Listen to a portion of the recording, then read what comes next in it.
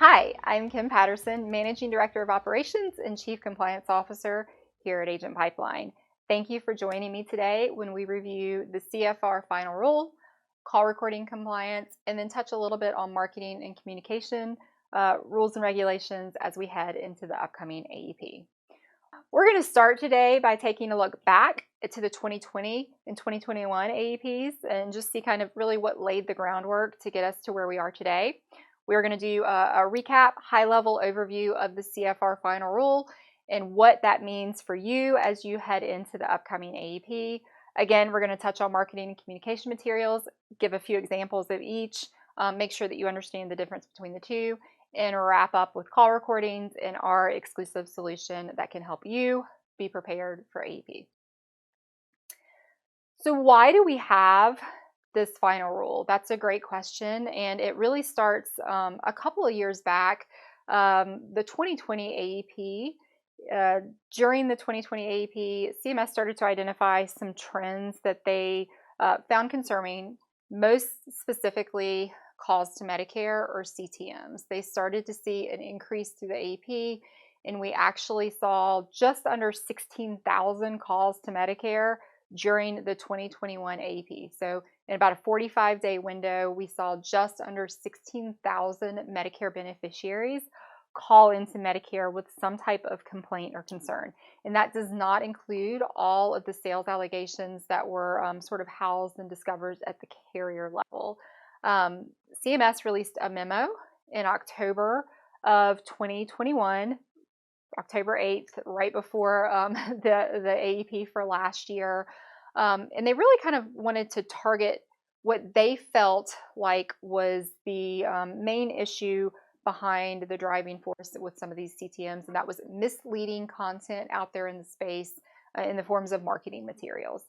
So we did see in that memo a change to how CMS addresses marketing materials, specifically generic marketing materials, and we will dive into that a little deeper here in a few slides. Unfortunately, with the timing of the memo being released so late, by October 8th, there's still just so much content that's already out in the space for the upcoming AEP, whether it's print or TV. It was kind of hard to roll all of that back that late in the game. So between the timing of it, just a lack of implementation, lack of enforcement, and some other contributing factors, we didn't, unfortunately, see the results that CMS was hoping for.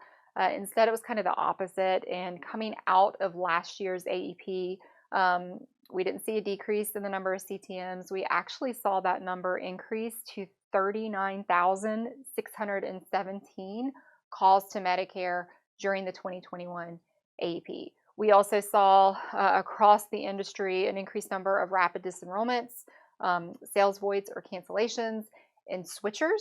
So all of these factors contributed to CMS releasing the proposed rule first in early 2022, and then ultimately the final rule in May of this year. So what is the CFR Final Rule? Or maybe even more importantly, what does CFR even stand for? So CFR, or the Code of Federal Regulation, is released annually, and it addresses all of the general and permanent rules that have been rolled out by any of the federal agencies, including CMS. We saw the final rule published on May 9th of this year, and really, again, a focus on concerning trends that CMS has seen, those rapid disenrollments, switchers, of course, calls to Medicare, and then, of course, misleading content out there in the space, again, in the form of marketing materials. The final rule was or had an effective date of June 28th for anything for plan year 2023. So really the enforcement date is October 1st and after. And the question really that everyone wants to know is how these changes impact me, right? What does it mean for you as we head into the AEP? A lot of these sections you may have heard of, you may be very familiar with, but I wanted to touch on each of them just to make sure that you do have a full understanding for what each section is and what it means for you. So the first was broadening the definition of what a TPMO is. We also have a new disclaimer that I'm sure that you've heard of. There's a heightened focus on lead sources from origin all the way through the chain of enrollment process. Again, an increased focus on communication and marketing materials. And then lastly, but certainly not least, the call recording requirement that goes into effect October 1st. So let's start maybe by just defining what a TPMO is, or what a third-party marketing organization means under the scope of this new definition. The CMS and the CFR define a TPMO as any organization or individual, including independent agents and brokers. So any individual or organization that is compensated to perform activities along the chain of enrollment. So these include things like lead generation, marketing, and of course, sales and enrollment. So I know one of the questions we get a lot of is, does this apply to me? We've definitely heard some chatter out in the market that this maybe doesn't apply to independent agents. Unfortunately, right there in the definition, in the CFR Final Rule, one of the first groups of individuals that are sort of called out in this new definition is independent agents and brokers. So unfortunately, this does not apply just to call center agents. It does apply to agents of all kinds across the board. The TPMO disclaimer, I am sure you guys have seen it, heard it. You may be wondering when exactly it needs to be used, maybe when it doesn't. So just in short, the new TPMO disclaimer must be included on all marketing materials. And if you still aren't quite sure what constitutes a marketing material, we will dive into that here in just a few minutes. They're not required on communications, but they are required on all marketing materials. They're also going to be required on consumer-facing websites. Any sort of email communication, we recommend putting it right there in the signature line because it does have to be prominently displayed. So email communication, online chats, or any other electronic form of communication you may be using, such as some sort of social media chat feature, anything like that. And then lastly, it must be verbally conveyed in the first 60 seconds of a sales call. If you haven't already seen the TPMO disclaimer, we have it up on the screen for you. But it basically states, we do not offer every plan available in your area. Any information we provide is limited to those plans we do offer in your area. Please contact Medicare.gov or 1-800-MEDICARE. TTY users should call 1-877-486-2048, 24 hours a day, 7 days a week to get information on all of your options. If you think that's a mouthful and you don't know how you're going to remember to read that whole thing in the first 60 seconds of the sales calls, when Deja goes over her Medicare Center call recording technology and solution, you'll see there's a really nice pop-up feature that will bring up this disclaimer, prompt you to read it because it does have to be read verbatim, but you don't have to memorize it. So another way that Medicare Center is making it really easy for you to stay compliant. Another term that you may be hearing a lot more of these days is chain of enrollment. It's not new. We definitely have seen this in other memos and guidelines in past years, but there's definitely a heightened focus for this year on the chain of enrollment. And what that means is all steps taken by a beneficiary from first becoming aware of a Medicare Advantage plan or subset of plans all the way up through the making an enrollment decision. So first becoming aware could be anything from seeing an ad on TV, seeing an ad in the newspaper, receiving something in their inbox or their mailbox, anything that would first prompt them to take action to learn more about their Medicare Advantage or Part D plan options, all the way up through getting to you as the agent and you enrolling them. So agents must be able to first of all, provide the original lead source. Obviously, if they're a current client and you're just doing a re-enrollment, you can kind of just say that they're a current client. But if they are anyone who's come through on a lead, whether it's organic lead generation or something that you may have purchased from a lead vendor, you want to make sure that if requested by a carrier or CMS, you can provide that original lead source, either the actual mailer, a copy of the social media piece that was used, a website URL, whatever it is and whatever they either saw or clicked on, you want to make sure that you have that available, along with any step along the way that may have gotten them to you. So if they fill out an online form, you would want the copy of the online lead itself. If they complete a permission to contact once they access that form, then you would need that as well. Something like a trusted form or Janaya. Most all lead vendors are going to send that over to you in that format anyways. So you'd want to be able to provide both the original lead source and the permission to contact material. You also want to make sure you know the name of the vendor. That's going to be asked kind of as part of the enrollment process going forward. And then, of course, if you have any sales allegation or CTM, you would be required to divulge the name of the lead vendor that you purchased the lead from, if applicable. Lastly, you definitely want to make sure that all materials that you're using are compliant with current CMS and carrier guidelines. They change every year. Of course, we've had several changes this year, so just because a piece that you used last year was compliant doesn't mean that it's still compliant today. So you want to make sure that you take some time, review those, or get those into to our compliance team to take a look at and review before use. And if you are using a lead vendor, it is the agent's responsibility to vet that lead vendor, make sure that the materials and sources that they use are compliant, and that they can get you the information that you need should you need to provide that to CMS or a carrier. This kind of all ties into what is the definition of a marketing material. You may hear a lot communication, marketing material, and just not really know the difference between the two. The lines definitely got a little bit blurred with the October memo that we talked about earlier that came out last year. So we're going to do a discussion about each, the differences between the two, which types must be filed with CMS, how you file a material with CMS if you need to, and then actions that you can take to make sure your materials are compliant. So let's first get started with communications.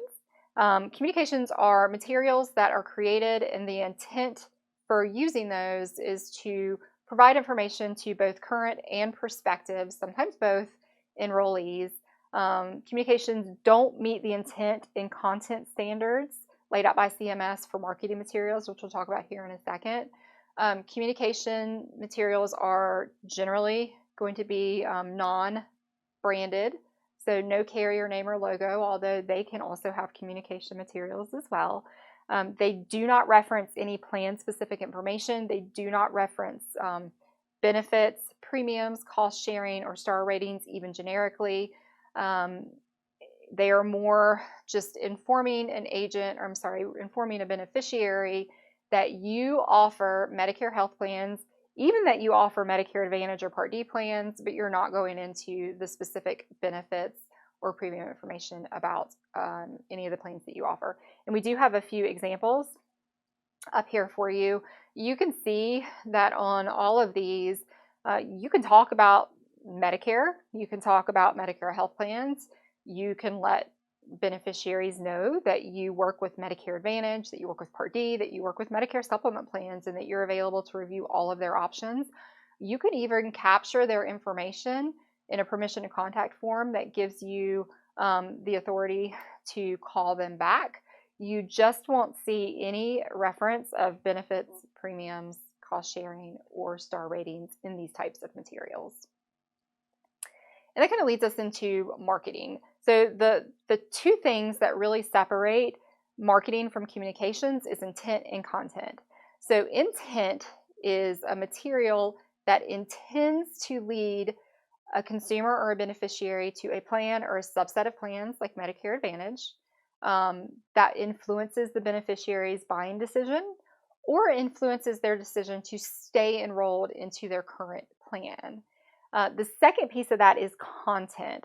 So content of marketing materials do include generally benefit information, premium information, cost sharing information, sometimes a combination of all of those things, or specific star ratings that tie back to a plan or a subset of plans. And the key thing to remember here is that generic does not automatically equal communication. Generic materials can fall either under communication or marketing, and it all depends on the intent and the content of the piece. So we do have a few marketing materials up here to show you for some examples as well. I'll kind of highlight a few things that we see a lot of that really push it over into the marketing catalog, so or the marketing category. So you can see here these materials, no branding, no carrier information, no plan specific name, but they all highlight benefits or premium, sometimes cost sharing of Medicare Advantage plans in general. So a lot of things that we see are Medicare Advantage plans may offer benefits such as dental, vision, hearing, a gym membership, or even an over-the-counter benefit or a healthy foods benefit. A really common one that we see a lot of right now is that Part B reduction benefit. We see that everywhere, even though that benefit is not available on plans nationwide. So those are some examples of benefits that we see a lot of. Another example is Medicare Advantage plans in your area may offer a $0 premium plan. Many plans may come along or may offer a $0 PCP or specialist copay as well. You can see in both of those examples, again, no carrier information, no plan information, but you are highlighting benefit, cost sharing, and premium information that is specific to Medicare Advantage plans, and this puts them into the category of marketing material. And just a few things to keep in mind when we're talking about marketing materials. Marketing materials do have to be filed with CMS. They have to be filed annually. Again, it goes back to just because a piece was compliant last year or maybe a piece was filed last year, if it hasn't been filed July 1st or after for the upcoming plan year, then it would be out of compliance. So make sure, even if you filed a piece last year, you have it refiled for the upcoming plan year. The process for that is first getting it submitted to us. We'll take a look at it. In a lot of cases, agents aren't really intending to have a marketing material. They really don't want to go through the carrier and CMS filing process. So we can certainly work with you to tweak your language, tweak the material to remove anything that might classify it as marketing and help you avoid those filing requirements. If you do have something that is marketing and you want to proceed with filing, we would submit it to all carriers that you may write with. They go through and review and approve the materials or provide feedback on changes they would like to see. Once all carriers have approved the material, it can then be filed with CMS under their 5-day file and use process for carrier opt-in.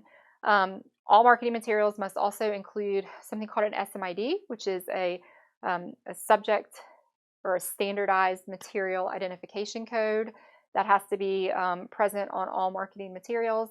And marketing materials do require a lot of additional disclaimers, such as the TPMO disclaimer, but that's just one of the many disclaimers that are required on marketing materials that are not required on communications.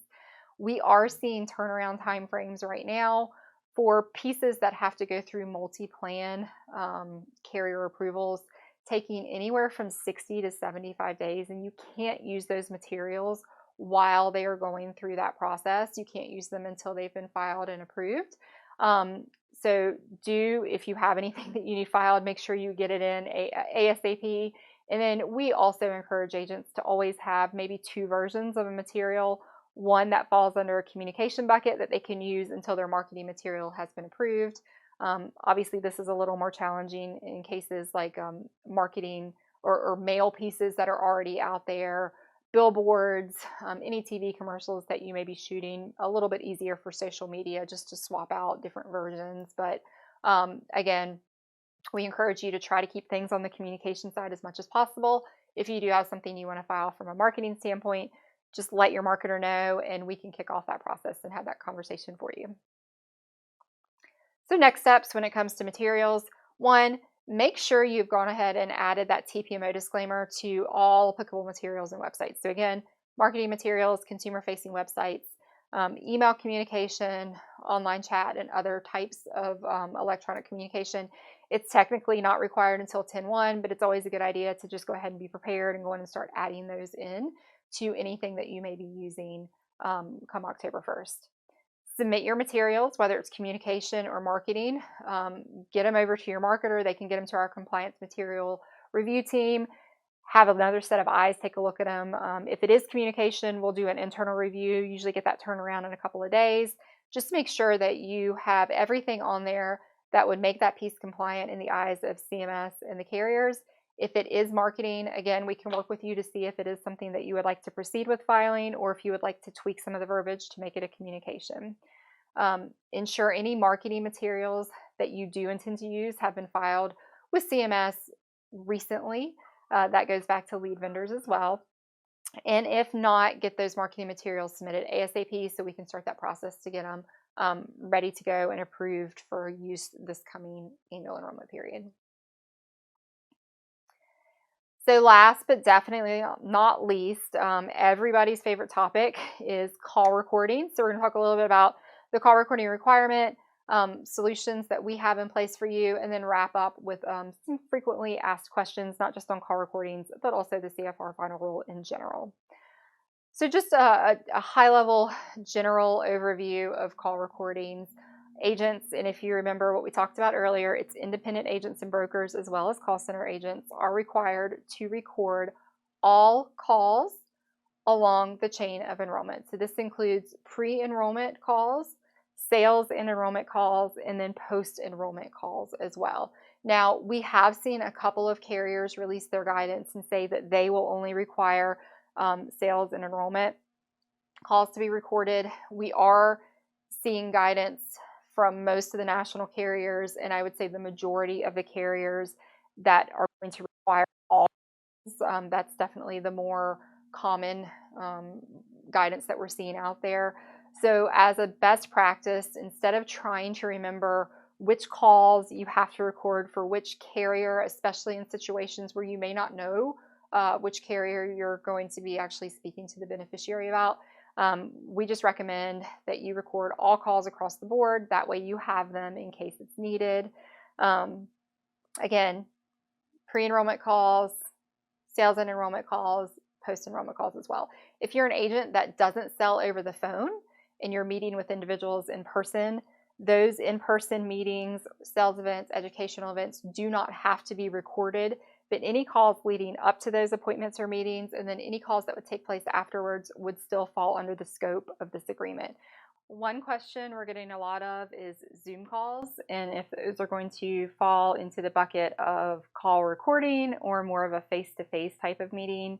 And while we don't have guidance from every carrier on this yet, we are seeing that most carriers are going to consider Zoom calls more of an in-person type of event. So you won't have to worry about, it looks like, recording your Zoom calls. But again, keep in mind, you would still need to record any of those calls leading up to the Zoom, and then any call after the Zoom call would be done. But the actual presentation portion that you are conducting via Zoom or any other sort of video conferencing system with your beneficiary, that piece of it would not have to be recorded.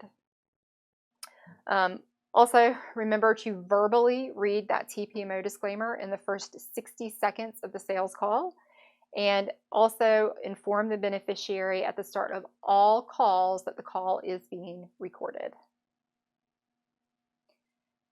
Call recording solutions. Now, agents can definitely choose to get their own call recording and call storage technology.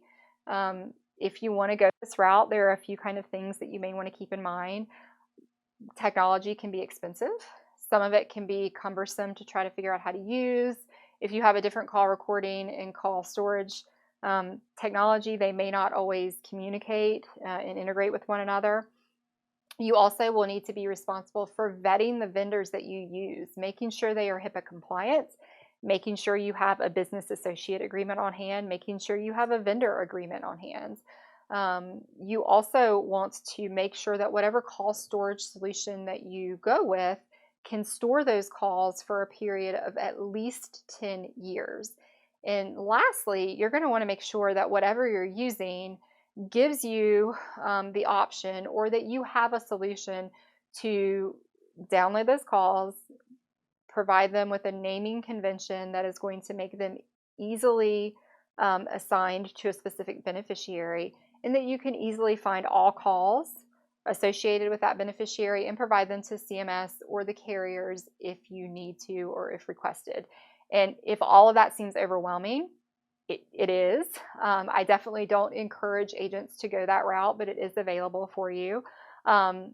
We here at Agent Pipeline, through our Medicare Center platform, will have available for agents call recording, both inbound and outbound, call storage for the minimum CMS required 10 years, both HIPAA compliant, both already vetted for you, so you don't have to do that.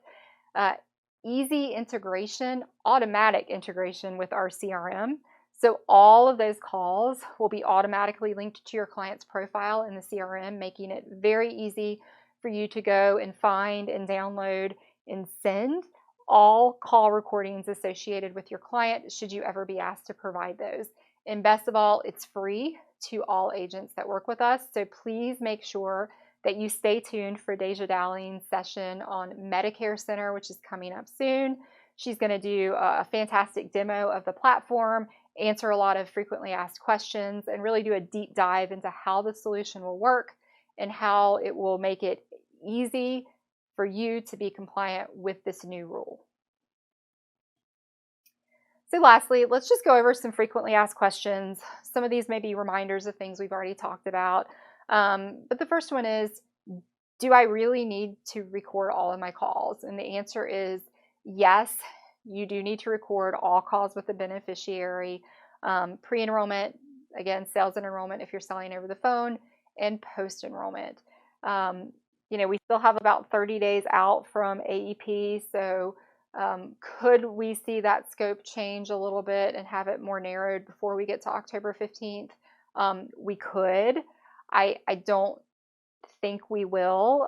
So I definitely want to encourage agents to just be prepared to record all calls along the chain of enrollment, and make sure you have your technology, hopefully Medicare Center, set up to help make that easy for you. The second question is, what types of calls do I need to record? Again, all calls, pre-enrollment, post-enrollment, and then if you're selling over the phone, you need to make sure you're capturing that sales call with the TPMO disclaimer read in the first 60 seconds, and the enrollment portion of the call as well. So are there new requirements for lead generating activities? And the answer is yes. There's really two things to keep in mind if you are generating leads, either for yourself or for someone else. The first is that you must make it clear to a beneficiary that you are transferring them to a licensed insurance agent who can enroll you into a Medicare Advantage or Part D plan. Now, this really comes into play if maybe you're purchasing warm transfers from a lead vendor and the beneficiary is calling into a number. They're doing kind of a pre-warming, vetting that lead for you, and then they're going to transfer that over to you. They would need to make sure that they are disclosing to the agent that they are getting ready to transfer that call over to a licensed insurance agent who can enroll them into a Medicare Advantage or Part D plan. This is also applicable if maybe in your own office, if you're an agent that has somebody that works for you during AEP, maybe as a customer service rep, maybe somebody who's making outbound calls to clients, current clients, or either intaking some lead forms where you have permission to contact and making those initial calls out. They would also need to make sure that they are informing the beneficiary that when they transfer the call over to you as the agent, that they are in the process of transferring the call to a licensed insurance agent, again, who can enroll them in Medicare Advantage and Part D plans. The other thing that needs to be acted on when conducting lead generation activities, and you see this already in business reply cards or anything where somebody may provide their information for you to make outreach to, you have to inform the beneficiary that you're collecting their information, and that information will be provided or shared or used by a licensed insurance agent to give you a call or contact you at some point in the future regarding your Medicare Advantage and Part D options. Next, when would you not need the TPMO disclaimer?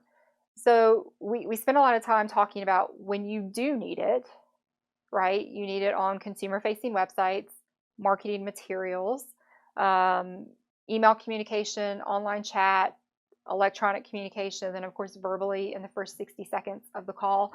But when do you not need it? So you don't need it at in-person meetings or sales events. You are not required to have it on communication materials. Again, just double check and make sure that your material is actually communication.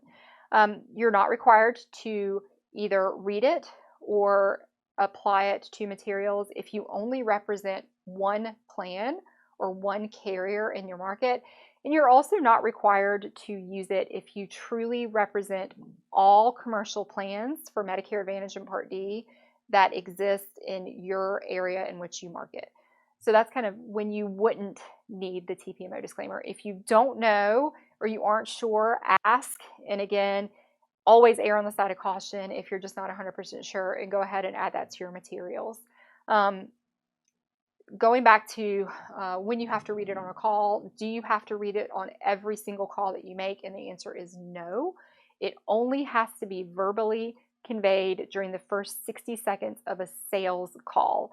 So if you're calling to schedule an appointment, if you're calling to do follow-up to make sure their member ID cards have been received, you don't have to use that TPMO disclaimer at that time. Only the first 60 seconds of the sales call if being done over the phone. Next question we get a lot is, how do you stay compliant with state-specific recording laws while recording calls? And that's a great question. Most of you know that there are one-party and two-party consent states when it comes to recording. There are a lot more two-party consent states than one-party. Two-party consent states means that both me as the caller and you as the beneficiary or you as the recipient of that call both have to be informed that the call is being recorded. In one-party states, you don't have to do that, although it's just a best practice in general to let people know that you're recording the call. Our guidance is to always inform the beneficiary that the call is being recorded. This helps protect you if maybe you aren't sure what state they reside in, maybe you aren't sure about that state-specific laws, and again, just a best practice. So make sure you are informing the consumer or the beneficiary at the start of each call, not just a sales call, but each call, that the call is being recorded. If they stay on the line or if they consent, that is consent, you may proceed with the call. What happens if they know, I don't want my call recorded, and don't give you consent? The first thing that you should do would be try to explain why the call recording rule has been put in place by CMS, of course, to protect beneficiaries. See if maybe some clarification will help ease some of their concerns, and if so, you can go ahead and proceed with the call. If they are still adamant that they do not want that call recorded, you would need to just let them know that you can't proceed with the call at that time. Try to get something scheduled where maybe you come out and see them in person, or invite them to a sales meeting or an educational event that you might be having, but you couldn't proceed with the call at that time. Now, I have seen a few carriers come out with guidance and say, if somebody does not give you consent to record the call, you can document that, stop the recording, and then proceed with that call. Again, it's been a few carriers, not the majority. So if you know for sure going in to that call that you're going to present and enroll that specific carrier, you could follow that carrier's guidance. If you don't know, I urge you, again, err on the side of caution, follow what the majority of the carriers are saying. If somebody doesn't want to be recorded, just go ahead, end that call, try to get something set up in person where you can come out and see them without the call being recorded. Again, we're 30 days out from the AEP. We could see some guidance around this change. We could see some carriers change their guidance. So make sure you are paying attention to the most updated and current guidance that's being released from the carriers that you work with as well. And we'll do everything we can to ensure that you stay informed on any changes to any of the rules or regulations or carrier guidance that we see on our end. So lastly, when do you have to comply with these new requirements? So the requirement is in place for anything for plan year 2023. And of course, AEP marks the selling season for all plans for 2023. So the call recording, the TPMO, all of these rules that we talked about go into effect October 1st. It doesn't hurt if you want to go ahead and start doing some of these ahead of time, but October 1st at the latest is when you're expected to be in compliance with all of these rules and regulations. So next steps for you, have a couple of takeaways. If you haven't already, make sure you check out our Expedition AEP section of our website at agentpipeline.com. Lots of helpful tools and resources to make sure that you have everything you need to have a successful AEP. Second, work with your marketer to get any material submitted that you need, whether they're communications or marketing. They'll get those over to our compliance material review team, take a look at that and get back to you with feedback. Definitely make sure that you tune in to our session on Medicare Center, learn all about the call recording technology and solution that we'll have available to you, again, free for all of our agents to use. And most importantly, have a happy, successful, and compliant AEP